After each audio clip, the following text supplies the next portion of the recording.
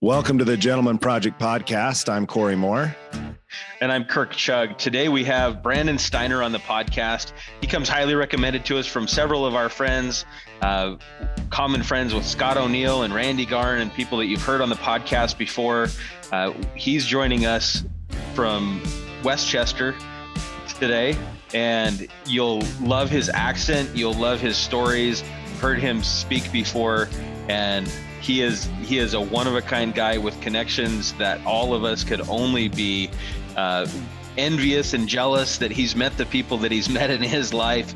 But we're looking forward to hearing about maybe some of those people that he has rubbed shoulders with over his career that have taught him certain things about how to be a better person, how to be a gentleman. And so welcome Brandon Steiner to the podcast today. Well, thank you. Nice to talk with you guys today. I wish I was there, because it's nothing like a beautiful snowy day in Utah. But thanks for the introduction. And I'm glad you mentioned my two only friends that I have. I'm holding on to them for dear life. But yeah, life is good, and hopefully we can cover a couple of topics that will help. Yeah. So absolutely. give everyone a little bit of sense of just as context, you're a little bit about your career, and then we'll get into a little bit about your family. Sure. No problem. I've written 3 books. I'm half illiterate, so you can kind of take it from there. And I've written quite a few blogs, so you can always read up on me. And I've always got a different way of looking at things. Most of you would probably know me from Steiner Sports. It was a pretty famous, popular company that I started, built. And I like to think an industry that I really kind of helped shape the sports collectible licensing business that really took off. Did that for 35 years. I'm no longer at Steiner. Steiner's no longer at Steiner, which is weird, but that's a long story that is weird. But I really had a better idea. I love that company. And unfortunately, that ended up getting bought by someone else after I had sold it. I was trying to buy it back. And now I have the collectible exchange, which is really a form of eBay. So you can actually buy and sell your stuff on our site. I think the real help on the site that's been really fruitful is being able to help people and explain to them what they have, what it's worth, how to move it, sell it, should they keep it, and that kind of thing. And then, I've been booking players since the late 80s, which makes me old, but the relationships, the contacts I have are just numerous. I've done tens of thousands of appearances in my companies that I've owned and continue to do so. I've probably secured over 30 million autographs, just to give you a little bit of a taste. And Wow. I've sold $60 million of dirt, and definitely I've sold a lot of bricks, which we'll talk about later on. But so, I have a different view about, how I go about my business. But my most important thing, and it always is, and always will be, is, making the customer go, wow, and making a connection with the customer that really, they feel like they get a lot of value, or a big smile on their face, and they're happy when they open up a box or they get an email from me. That's really cool. So you've given us a little bit of a background for your professional life. Tell us about your personal life, about your family, and your experience as a father. Well, I've been married about 35 years. I'm not sure what that says about my wife, but I'm holding on for dear life. I mean, love her. My first, it's my only marriage, and it's the love of my life and my first love. So been very Congratulations. fortunate. I met her when I was 17. We did take a little break in between there from then to when we got married, but we have 2 kids that have done exceptionally well. And then we have a kid that we adopted who came from an Indian reservation in high school. And then we kind of took him in. I was able to parent him really the way I was wanted to parent, which I highly recommend to people, to parent your kids and stop trying to just be the hand that helps your kids. I mean, if you want to help your kids, stop helping them. We're here to guide our kids, and we're here to kind of steer our kids. And sometimes we're a consultant. Sometimes we got to be their boss, and sometimes we got to be their friend. But I see so much parenting that involves too much help, too much cuddling. And I think it's very much, listen, these kids, a lot of these younger kids have gone through a lot with 2 or 3 years of this virus, but at some point, our job as a parent, I feel like my job as a parent, I'm not an expert on it, but I feel like I nailed it in my last book.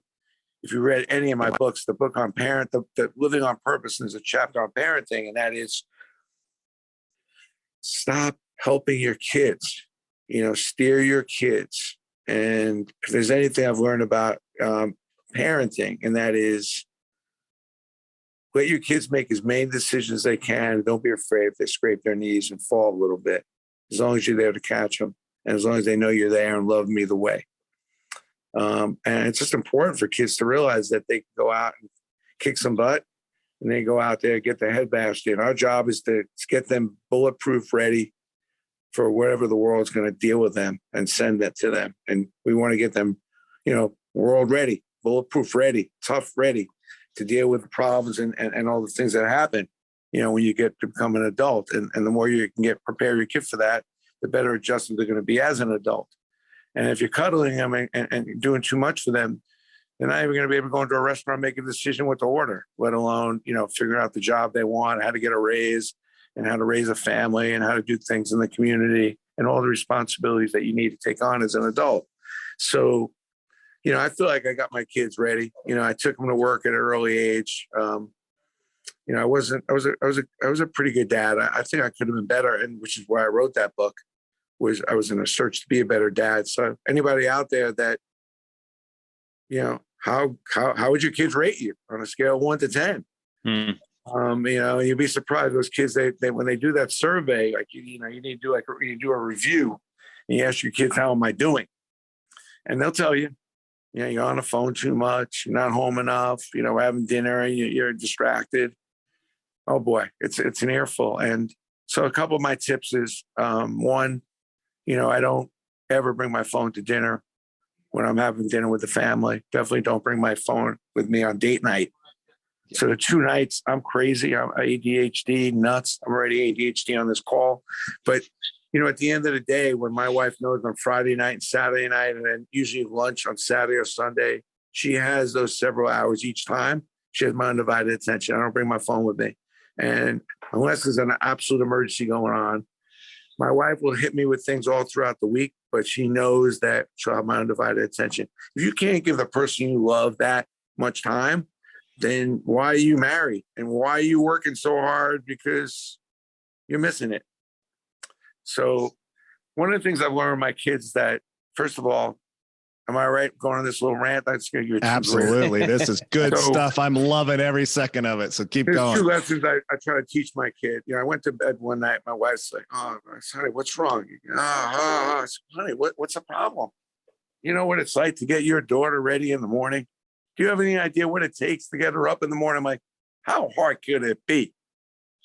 She says, "Oh, why don't you do it?" I said, "Fine, I'll do it tomorrow. No problem." I go into Nicole's room. I said, "Nicole, I'm going to bet you $5 that you can't get up tomorrow morning. I'm going to come wake you up at 7:45. 5 to 8, I'm going to give you a second call. 5 after 8, you'll brush your teeth, gotten dressed. At 7:15, you're eating breakfast. 20 after 8, I'm going to give you $5. Now, again, this is 20 years ago, but just give you a story that happened. Okay. Next morning comes in, 7:45, my daughter's up already. I said, "Okay, cool." 5 minutes later, I go give her a second call. She's ready to brush her teeth. She's headed downstairs to get breakfast. Then I go downstairs, 10 after 8. She's 5 minutes ahead of the curve. She's already eating breakfast. Says, "Dad, I'm ready to go to school." I said, "Wow, Nicole, it's awesome." "Dad, forget about awesome. I want my money and I want it now." Easiest $5 I ever made. I said, "Nicole, it's the easiest $5 I ever made. I bet your mom 10 that I have you down here ready to go with no hassle." And that's a great story.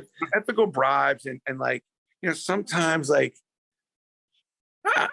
sometimes like paying your kids to see if they could do the right thing. I don't want to negotiate everything, but I don't know, man. Like, didn't seem like it was a hard time to get her up and get her dressed in the morning. Another morning, my son walks in my bedroom and he says, Dad, can you get up?" I'm like, "What's going on? What's up?" He goes, "Well, Mom had to leave really early. Could you give me a ride to school?" I'm like, "Have you lost your mind? Are you nuts waking me up to give you a ride to school? Do I look like an Uber driver, taxi cab driver? Are you nuts? There's a bicycle, you got 2 feet. There's a school bus. You're a cute kid. You got play dates. Call your friends' parents." She says, "Dad, I'm 9. I'm 9. Like, I mean, let me tell you something. Right. You're waking me up at 7 o'clock in the morning to take you to school. What are you going to do one day when I'm not here?" How are you going to do it? Life is about figuring things out when things get changed and things get adjusted. What process have you given to think about how you can maybe do this yourself instead of relying on others? I said, life's about figuring it out. Now, if you would have woke me up and said, Dad, you think I can maybe come to your warehouse, help you out a little this week? Maybe if you gave me a ride to school, we could talk about some of the hours I can come in and help. I said, now that would have got my attention. But you're offering me nothing. You want me to go out of my way now, wake up a little earlier, break my schedule so I can give you a nice cushy ride to school. I said, that's not how life's going to work. So, I mean, oh God, I never hear the end of that story. But you know, like, I mean, you got to have these moments with your kids, like where it's like, hey, like, you know, what's up? And, you know, I love the interaction I have with my kids. And the most important thing I always taught my kids is that when you work really hard, it's really a little overrated what you think you can get. You know, the big house and all this stuff is just stuff. But what you get is choices. You get to choose what school you want to go to. You get to choose the job you want to work at and the people you want to work for and how long and hard you want to work. Because you worked hard, you have a great work ethic. It moves people. That's the advantage. Okay, be lazy, no problem. You know, there's a lot of lazy people in the world. And, you know, you have wasted the opportunity of being placed on this planet. But if that's what you want to do, that's not the example I'm setting. And, you know, my kids have great work ethic. I give my wife a lot of the credit, but, and even the kid we adopted, like, just amazing. Like, now I asked him for permission, which is what I should have done with my other two kids. I should have sat him there and said, look, I can parent you this way, or I can parent you that way. I don't want to be that weird guy. Can I really get into it with you when you're acting like a dumb idiot, not doing all the things I know you can do and not reaching your potential? Can I push you without being this weird dad? So I did that with my third kid, though. I said, look, we're just getting to know each other. I could tiptoe around. And, you know, you're this poor kid from South Dakota, had no money. You've had really humble beginnings, but you didn't have more humble beginnings than me. But as it turns out, he did. But anyway, he goes, I give you permission. You could kill me. And I did. And, you know, he came out. I mean, I had more fun parenting him than maybe the other two because I was really able to, you know, get crazy with him. And really worked out well. I mean, you know, it's really, he's half Native American, half Black, half Native American. And, you know, a lot of times those kids are introverted. They're very rough, you know, growing up in a reservation, living in a trailer. You know, he's walking a quarter of a mile to go to the bathroom. You know, he's walking almost a mile to get to the school bus. So his work ethic, I mean, he could tell you the amount of cans it takes to get to $1 when he gets the crushed cans. So we get him. And to be honest, my wife did an amazing job getting him up to par. Scarsdale schools are great. So, you know, they were teaching him to read, right? And all of a sudden now he's popping. You know, a lot of schools want him. And this prep school called Hotchkiss wants him. That's where president kids go. I mean, that's a big time school. And it's my wife's like, I'm not taking him, you take him. I said, you know, I've never seen one of these prep schools. Let me go up there. So we're driving. And I go, Keith, I got to tell you something. His name is Keith Martinez. I said, Keith, I ain't helping you. I'm not helping you get into this fancy prep school. Don't count on me for anything. I'm just a driver today. So we go up to the school, probably the most beautiful school I'd seen. I mean, it's gorgeous. I mean, just amazing. And I know the lady that really wanted him. So right before he walks in, I said, you know, Keith, one thing I've taught you is you got to take advantage of your setbacks. You know, all your adversity really could be an advantage. It's how you look at it. I said, when you go in for that interview, I want you to tell this lady that you have the highest level of respect for the kids that have gone to the school, presidents, sons, CEOs, some of the highest level of wealth in this country. Their kids go to this school. You have all the respect. But I guarantee you that none of the kids that have gone to the school can turn on the electric when the electric man has turned off the electric, can turn the water back on when the water man has shut your water off. None of them have been able to do that. You could do it. This lady comes out of the interview with my kid. It's like, I mean, I thought she was I got to have this kid, and gets a full scholarship at Hotchkiss.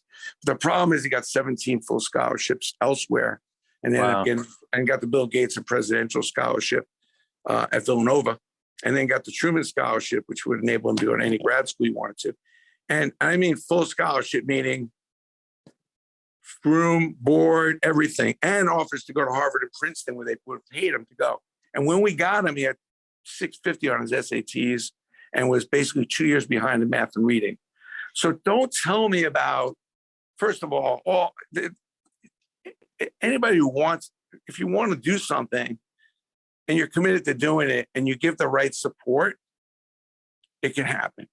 You need the support, you need the parenting, which is why, like, I'm such a big fan of education and going to school for my kids. Even though I was a kid that probably didn't need to go to college, I believe in it so much because it does get you so much more well-rounded, and the opportunity can bring you in so many directions. But I see why a lot of kids don't think they need it. But what you really need is great parents that are willing to be consultants, guidance counselors, the police when needed, whatever is, and not just trying to be, trying to make a life for your kids that's better than the life you had. I mean, that's just such a crock. Oh, I just want to give my kids a better life than I had. Like, really? Like, how about just giving your kids the life that they want and that they deserve and the best life that they can get? That's a soundbite right there. Tell me a kid that cares about your life. My kids do not want to hear any of my stories. They haven't even read my books. Like, my kid read half the book and said, Dad, I can't read this whole book. I'm sorry. I don't want to lie to you. This book's very boring. I'm like, really? You're killing me. Yeah. Those were great stories. And I loved the fact that you learned between your two kids and the adoption, that there were things that you wanted to do differently. I love that that you asked permission to parent him in a certain way, so he had buy-in.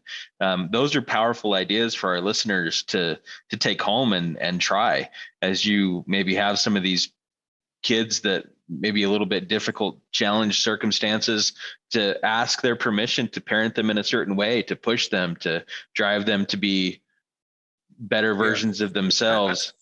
I think when you mentor a child also, like, we've had 2 homes that my wife and I have, we rebuilt, supported, and had for over 12 years. When you decide to take an interest in a kid, whether it's a big brother, big sister, whatever it is, you have to take that kid on like it's yours.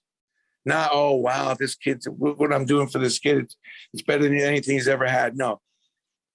I coach at the high school. I remember the coach saying to me, I said, we got to get these kids Jordans. We're getting these kids some Mac Daddy uniforms. We're going off. He's like, these kids should be happy with any sneakers we get. I'm like, is that what you do for your kid? Any sneaker? Oh, no. You get them the Jordans. No, these are our kids. So if I connect with kids and I coach a team or I mentor kids, they're my kids. I treat them exactly how I would treat my own kids. So when you're going to help out at the JCH, the YMCA, when you deal with these kids, like, yeah, they may be underserved, they may be disadvantaged, but if you're going to treat them like they were yours. Not like you're doing them a favor. And yeah, what you're doing for them is better than what they would do at home. And I think it is so important if you're going to serve, which I know I'm ranting here a little bit, but I try to serve, and you can't serve, 8, 9, 10, 11-year-old kids enough. Like, teaching them how to read better, showing them the way, showing them leadership. That's such an important age bracket for us to do better as a community, as in this country. And I think a lot of stuff can get initiated if we can have a lot more eyeballs on the 8, 9, and 10-year-olds. The problem is that you think about it, you get married, you're in your 20s, you have a few kids, now you're in your 30s.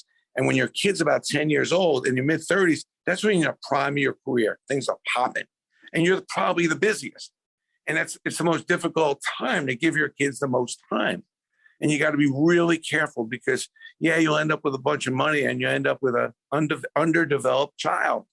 Because the kids, at that age need a ton of attention. They need the push. They need the confidence and the self-esteem boost. Because you show me a kid with great self-esteem and confidence, I'm not worried about him. Yeah. I'll figure it out. Talk to us a little bit more about that, Brandon. What are some of the things that you've done as you've volunteered and served some of these kids to help kids develop confidence and self-worth? Well, first of all, they need to be shown that they're worth it. Because, when you get to a certain age and your father has left you, my father died at 11, divorced at 4, in the back of your mind, you're thinking like, you lack value. You don't think you're worth it. So, expressing to your kids how valuable they are and how important they are. I always told my kid, you're the most important person in the world. And my daughter would say, you told me that yesterday. Well, that's true too. You're both the most important person in the world. That's true. I'm the most important person in the world. We all are. But at the end, you have to show it. And I think that kids, when they get in broken homes, or they're not paid attention to, start feeling like they're not valuable. And that is a very, very difficult task to turn that around as they grow up. So, expressing to kids that they're valuable, especially when you go and you serve and help kids, it's very hard to get into their space and realize what's going on in their home. The most important thing to express to them is how valuable they are and that you're willing to invest in them. So when I take the kids in the homes, or we do big brother, big sister, we express to them, no, it's not easy. I'm not here to give you everything, but I'm willing to invest in you. You're worth investing in. You're worth it. You got great potential. And the other thing I do with my kids, and I've learned this lesson a little later on, I wish I would have learned it earlier, is I have a 5 and 1 rule. And my 5 and 1 rule is I try to tell my kids 5 great things that they've done. I search. It's always easy to find something your kid's not doing right or whatever. I search and find 5 things that they're good at, that I like what they're doing. And I keep expressing, even if it's the same thing over and over. And after I've done 5 positive things for them, pointed out 5 positive things, I'll then bring up maybe some criticism or something I'd like to see them do better at. And I'm using that 5-to-1 ratio. So generally, my interaction with my kids is generally positive. I'm not looking to nitpick that they left a few things in the floor, or, harp on how many times they brushed their teeth today. I tell my kids, you don't want to brush your teeth? No problem. Let me introduce you to the dentist now. I'll hook you up. You guys will be best buddies. And you can go in there and keep, fixing cavities, root canal, and everything else. I tell them that the repercussion. So I always tell 3 rules in my house. 1, be a good person. Be a good friend. Be a good person. Go out of your way to be a good person. Be a good brother, sister, son, daughter. And your job is to do as best as you can in school. Those are my only 3 rules. I'm not arguing with my kids over, you want to go to bed late? Go to bed late. You're going to be sleeping in school. You're going to fail your test. It's your problem. You want to be an idiot tomorrow because you're too tired because you got to stay up? My daughter was watching a movie late one night. I said, you sure you want to stay up? Don't you have a test tomorrow? Yeah, I'm good. No, I got it. Next day, comes home. She looks like she's wiped out. How'd the test go? I didn't do that great. You still think it was a good idea for you to stay up that late last night? Nah, probably not a good idea. Well, it was your call. Now you know better for the next time. You got to let your kids sometimes they got to fall a little bit. And most parents won't let it. Oh, you better go to bed now. How are they learning something from that? Stay up, great. All right, no problem. And, I'll tell you. 3 rules, that's it. My wife's like, Nessie, your daughter's room is? I said, no, I really don't care. I'm like, I'm not going to start fighting with you. You want to be a slob? Go ahead. My son wore red. I just want to tell you this one little story. My son wore red socks, red sweatpants, red turtleneck, red everything for over 2.5 years. We're not wearing anything else. I didn't get crazy about it. His name is Crosby. I went by this store earlier. They had a ton of red stuff. We got to go there tomorrow, buy some more red stuff. I was just all in with him. You want to wear red sweatshirts? Great. I bring him home red stuff. Whatever he was into, I'm not going to start fighting with him. I know it'll be a phase, it would pass, but why am I going to fight with him? You look like or look like a radish. I mean, I don't know, but I didn't fight with my kids or the small little insignificant stuff. But when they were acting like a jerk, not a good person, not a good friend, not a good brother, or they weren't doing the best they could do in school, well, that's a conversation. That's not. I'm not laying down for that.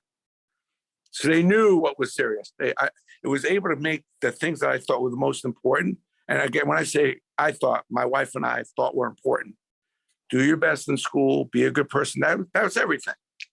We'll work out the rest. Okay, so recap those 3 things, the 3 rules. Be a good person. Be a good person. Be a good brother, sister, son, daughter. Be good to your family and do the best that you can in school. You don't have to be the smartest. Just do the best that you can in school. That's your job. That's you earning your keep in this house. Your job is to do the best you can in school, to learn as much as you can, and be the best student you could be. I was never the best student. My wife was one of these A students. So, she was always, my son was an A student. My daughter was a really good student too. I struggled, man. I mean, but I never acted like school wasn't important. I just didn't harp on the grades. Couple of things I have to say to you, Brandon Steiner.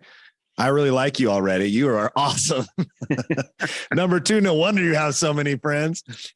And number three, will you tell us a little bit about your upbringing and what made you you? Because it seems like you were forged by, what happened in your youth, and then you created these values came to you, and these thoughts of how you raised your kids had to come to you over time. So talk to us a little bit more about your youth and what forged you.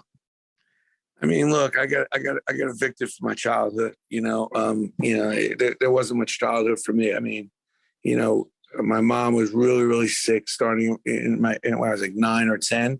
My dad already left and he died at 11. I mean, my older brother had some issues, and I'm running the house. 10 years old, I got the checkbook. I'm doing the shopping, the laundromat. I mean, me waking up on the normal responsibility that a human has is no biggie to me. Figuring out I'm going to make money, no biggie. I hit the streets at 10 hard. I got called in the front of the classroom when I was 10. Mr. Kerper was the teacher. By the way, my mother's favorite line was, "You got to have balls. Be fearless. Don't be afraid. Have some nerve. Go all the way. Don't back down. Don't be ordinary. And don't even stop at success, because that's weak too. You're going to do it. Be extraordinary. Be the best that ever was." So, that was always coming out of her mouth. But at 10, I get called to the front of the class, and Mr. Kerper gives me an envelope of money. And I got to tell you, what is this? He goes, "Well, we took a collection." I get choked up even thinking about this, but he gives me the money, and it was so, it's very, very humiliating, frankly. And I go home and I said, "Mom, Mr. Kerper gave us this money to buy some clothes." But I was like, we don't need clothes. Go give that money back. And I'm like, So I went to bed that night. I was like, we're not good. We don't have enough money. I knew we were on welfare at that time. I knew things were a little tight, but so I go into my mother's room. I'm 10. And I say, "Mom, I'm going to go get a job on Saturday. You don't have to worry about me anymore. I got myself covered. I will make enough money at 10. And if I have extra money, I always give it to the family to help us with whatever we need." Now, I can't imagine if you have a 10-year-old. I know a 10-year-old, we were talking about earlier with my daughter, like getting him down for breakfast and dressed is a huge feat. I'm up on my own Saturday morning, and I hit the streets. In Brooklyn, there's this long highway, Kings Highway, about 5 or 6 miles long, believe it or not, with all these retail stores at the time. And I just go up and down the highway till I got a job. Freddie the fruit man hired me. And I was delivering fruit and vegetables. And then I would give out circulars underneath the L for a bunch of stores to make some extra money. And that's why I got started at 10. And then eventually my career took off to, a paper route, baking bagels, and a bunch of other stuff. But, I think, one of the messages I love to leave the listeners is that comes a point in time in your life as a parent and as an adult, you must declare that you're accountable and responsible for your situation. You can't blame others. Woe is me. Listen, everybody's got problems. The problem with problems is that 80% of the people don't care. They don't care about your problems. The other 20% are happy you got them. So, at the end of the day, you need to declare accountability. Now, for me, I did that at 10. I said, no, I know this is a messed up situation. And I don't know, as a 10-year-old, I should have to go out and work as hard as I did, basically throughout my entire childhood, working a good amount of hours, hustling around the neighborhood. But at the end of the day, I took accountability, responsibility to say, "Oh, well, I don't have a dad. Oh, poor, I can't believe how poor I am." No, it's like, I'm going to do something about this. This is not acceptable to me. And even at 10. So I just give you one other story that kind of dictates the relationship I have with my mom is that, one day I came home and I had a problem with speaking. So it's funny when you said he has this accent and everything, but I used to talk like this. And, I was like, my mother was like, "You told me you want to run a company one day. No one is going to run a company speaking like the way you speak." So I had to go to the speech pathologist. And one day I come home, who's trying to, I couldn't pronounce a couple of vowels and stuff. I told my mother, I'm not going anymore. I'm done. I'm done with the speech pathologist. I don't have time for it. This is no good. So the next day, my mother picks me up from school. In all the days of my mother being my mother, she picked me up from school one day, on this day. Never picked me up from school after school other than this one day. So I said, Mom, no, I wasn't doing anything. We go for a ride? Sure.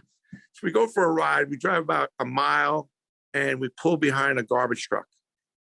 We get out of the truck and she said, Joe's the driver. I want you to meet my son, Brandon.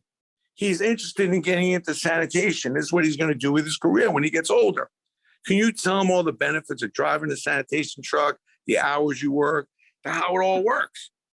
So I get in the truck and Joe's explaining the benefits and the hours. And he wakes up and some of the ups and downs. And I get back in the car. My mother says, listen, if you're not going to go to the pathologist, which is your choice, this is probably a good career for you. And I was just trying to open up your eyes to some options. I said, I'll go back to the pathologist. No problem.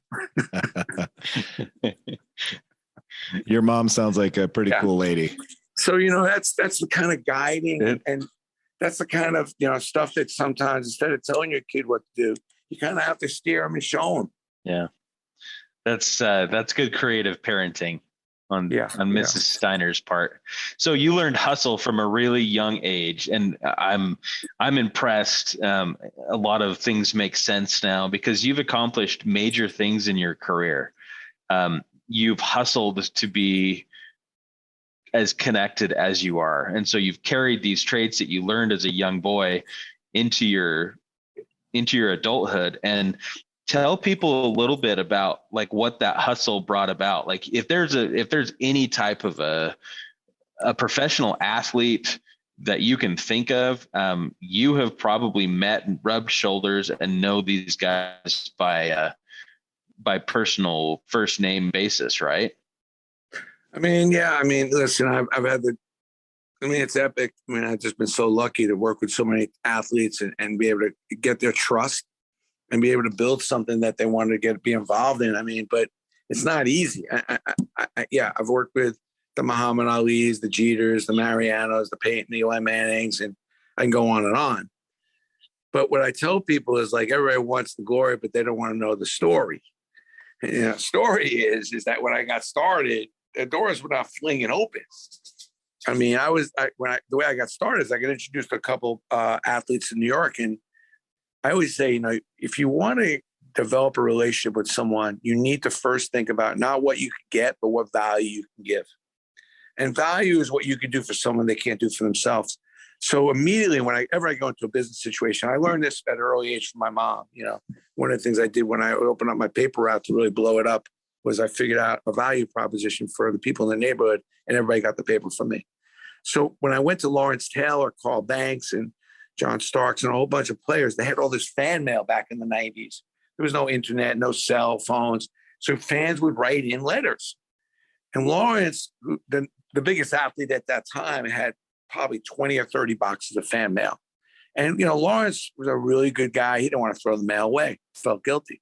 So I said, guys, I'll open up the mail. So one of the ways I got in with these guys was I would open up their fan mail, and that would give me a reason to go back to talk with them about things I found in the mail, appearances, sick kids that were dying, and all other stuff.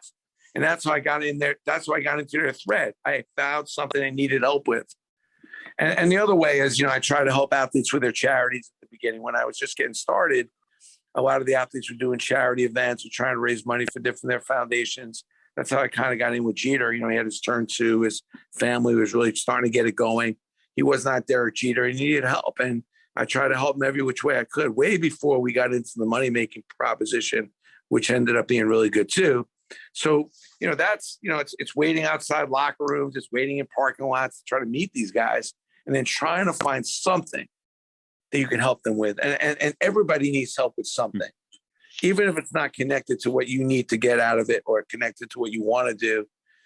Serving and solving a problem, being a solution-based business person, serving always has to be the first and foremost thing that you want to lead into a relationship with. And if you can find your way there, then people aren't getting rid of you so quick. And that's how I found my way to doing a probably the most epic deal I did was with the Yankees and doing Yankee Steiner, which was a industry game changer. And I started with a value proposition that I thought the Yankees used my help with because they didn't need me. I mean, the Yankees, biggest brand. What the hell they need with Brandon Steiner? But I found something. I found a couple of things that maybe I could help them with, which was really important to them because they value their relationship with fans. And I was able to do something to help them with their fans, which was all this stuff that was coming out of the locker room, game use stuff from many years ago was, the Babe Ruth bats, the Lou Gehrig bats were so many fakes out there. And they were afraid that with all these new stars that they had coming out in the 90s. So our initial relationship was to help basically come up with a system to secure those items and make sure they were authenticated. So many, many years from now, people would know that they got the real item, the real Jeter game used bat or whatever it is. And that was our first bit of business, not to make money, but to really figure out a system how to secure those things. And it led to really an industry changing proposition that opened up so many doors. And that's what I needed to do as an industry leader at the time, is figure out how to go make the business bigger. And I think when you want to be an industry leader, there are sacrifices besides the power you get with it, which is you got to do things that are not always good for you, but are better for the industry and more importantly, better for the customer. And doing Yankee Steiner wasn't the best thing for me, but in order to build the business and expand it, I needed to do that deal, which is extremely expensive, very involved, but I knew all the other teams would follow, and they did. Red Sox, Cubs, Notre Dame, Alabama, they all followed. And that's how I got all those leagues and teams involved with saving their stuff, respecting their stuff. Players started respecting their stuff, and it made the business a lot bigger. And that's how we have the game use thing to be so big as it is now. Does that make any sense? Yeah, that's amazing. Well, you had to take some humility in the early years, right? Just to grind and find where you could add that value. I'm sure that was hard at first. What did you say to your kids that they've been growing up and they're going out on their own and they're building their careers? I'm sure you gave them the create value for your customer talk. What else did you tell them when they were going out to conquer their world on their own? I'll be honest with you. They don't come to me for a lot of advice. I mean, at this point, they're in the late 20s, 30s. And even when they got out of school, like if they haven't through osmosis and being around you, I mean, they already got that education. They come to me once in a while. They'll ask me opinion on them negotiating a salary raise or if they're going to a new job, but they really thrive on not coming to me for the advice. They want to be their own people, and I respect it. I'm a consultant. I'm only brought in when needed and necessary. I'm not there to start impeding my will and my views on what they should or shouldn't do. And it's tough. I have to hold back, but I realize like they want to live their lives. And listen, I've had a very on the record, on the radar career. It's not a secret of who I am, what I do. And I respect them for having to deal with that. There's some stuff that comes with that good, and then some stuff that comes with that that's weird. Especially with some of the popularity. We own 8 ice cream stores. There are constantly athletes coming to the house. Athletes, we weren't living necessarily a normal life growing up. So, you go to a ball game and, I'm signing autographs, taking photos. And my son's like, Dad, it's not that great going to a game with you. Like, I have all my customers there. They're spending money with me. I'm trying to do the right thing for them. So they've got the education. They understand how I view business and whatever. And they've come up with their own ways of how they want to live their lives, which I'm extremely proud of and love. I'm totally cool with them. None of them wanted to follow my direction, but I love the direction they've taken. I more importantly love the kind of people they've turned out to be and love their choices of who their partners are. And that's all I could ask. I love hanging out with my kids. They're fun. They're great. And they're very self-sufficient. If I knew they were going to be like this, I think I would have spoiled them more when they were younger. Now I go back against everything I said earlier because these kids they don't want any of my help. They're like, it's like I go to my son. I wanted to buy him a new car. When he got out of college, like I don't need a new car, but I want to buy him one. I just want to tell you how proud I am. Graduating, Michigan honors. I mean, I don't need it. They're not giving me another. I don't want a car. I'm happy with the car I got in high school. God, it's unbelievable. But but there's the kind of kids I raised. Like they want to earn their own. You should be very proud. You should be very proud. Hey, talk to us about why you decided to adopt. Where did that decision come from, and what was the why behind that? Well, here's my advice to the gentleman out there is that when your wife calls for a meeting and takes a vote, you're done. There's no way that vote hasn't been already taken without your attendance. And then now you're just going through the formality. And that's exactly what happened. So my wife, I come home, my wife tells me about this program called STEP, which is the community would bring in an underserved child one a year, and they'd live with you, and the community would support you, but it was really on you to do that. And I said to my wife, look, we got 2 homes. We've had kids in and out of here. We've mentored a bunch of kids. Like, I don't want to do it. Then we get into the vote. Of course, next thing I know, the kid's showing up at the house. So I don't want to give you the wrong impression. Like, this was not like something I wanted to do. But my wife was like dead set to do it. And I said to her, honey, not all these projects work out, especially when you get a kid in high school. So the kid shows up and, he shows up. He's got, I think he had a shop bag. He couldn't even get the list of stuff that he's supposed to bring us. Like, shows up, and fortunately he was my size. And, I take him in my closet. I'm like, look, I wore hand-me-downs my whole life. I ain't giving you any clothes that I already wore unless you want them. So I got way too much clothes there. Everybody would send me clothes, athletes dropping off stuff, Nike. I mean, I way more than that. And I also, because I had so little as a kid, I'm way overabundant on that category, because when you don't have the right sneakers as a kid, maybe having 250 pair of sneakers in my closet is a little excessive, having, 50 Nike shirts, I was just out of control. So I'm like, listen, go in here, like, take what you want. Let's go. And, I always try to give that kid the respect, knowing where he had been and knowing what he went through, and also, asking for the permission.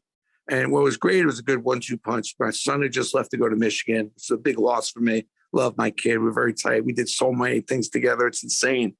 And so it was good. I'm like, you ready to go? Like, if I tell you we're leaving at 7, if you show up at 1 minute after 7, you're going to be having to walk wherever you're going, because I'm not waiting for you. Like, that's not how we roll. That was a big thing with me. My son and I, we don't wait for each other. It's like, you say we're leaving at 7, we leave at 7.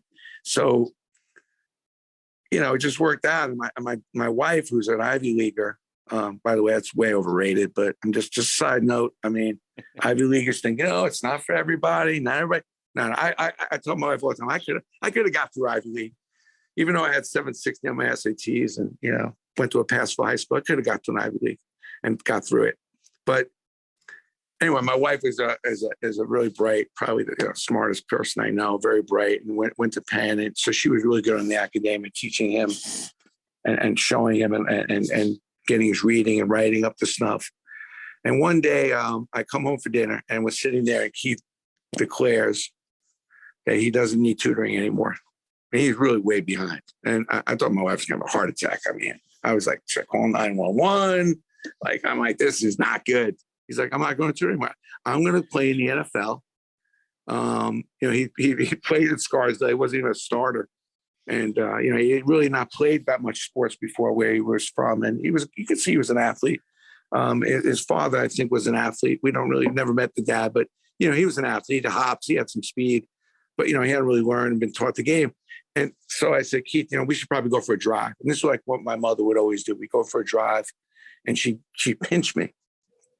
She always said, if I hit you, you can call child services. I get in trouble. But you can't go to child service. I pinched you. But if you ever pinch somebody, it really hurts. So I pinched Keith. It's a great little technique. So I pinched Keith to get his attention. I pull on the side of the road and say, Keith, look, the reason I'm taking this drive is to negotiate with you a little bit. But I will leave you here on the side of this road in Scarsdale second, which is where we live in Scarsdale. However, I want to make this work. So let's talk about this. I said, I tell you what, you want to play in the NFL, you realize that there's not one kid from all of Westchester in the last 5 years that have made it to Division I college football, let alone the NFL.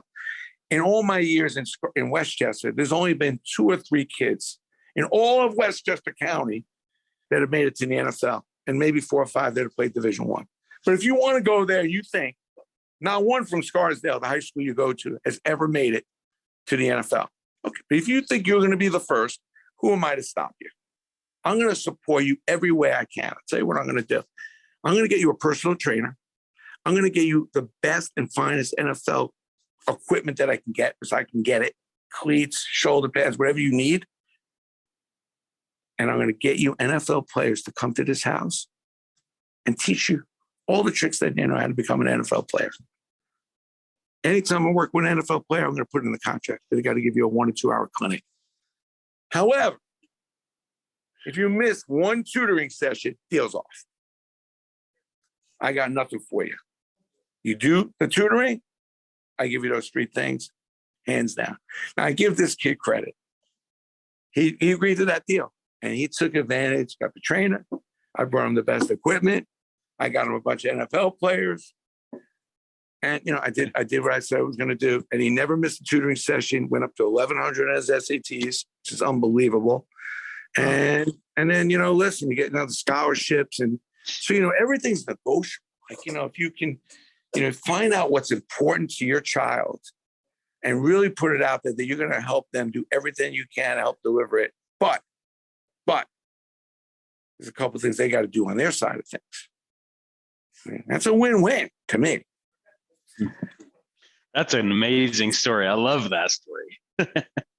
Believe it or not, we're out of time. I would love to just sit and listen to you tell stories. I could for another couple hours, and I'm sure everybody on the podcast is like, no, do not end this podcast. I'm sure they are saying that. There has been, I'm the bad guy today. Everybody knows how the podcast ends, but Brandon, you may not be aware. We always ask every guest at the end of the podcast what they think it means to be a gentleman. And we'd ask you that question and ask you to define what you think it means to be a gentleman.